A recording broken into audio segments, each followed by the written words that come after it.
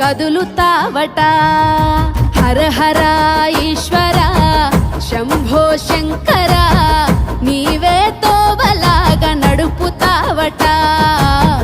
అంతమనంతమీ విశ్వమేనట.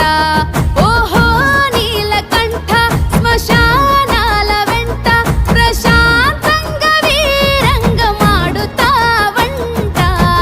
తల్లి లేనోడే గాని తల్లడిల్లితే చూడడు, తలపై నీళ్లు పోస్తే తల్లిలాగా చూస్తాడు.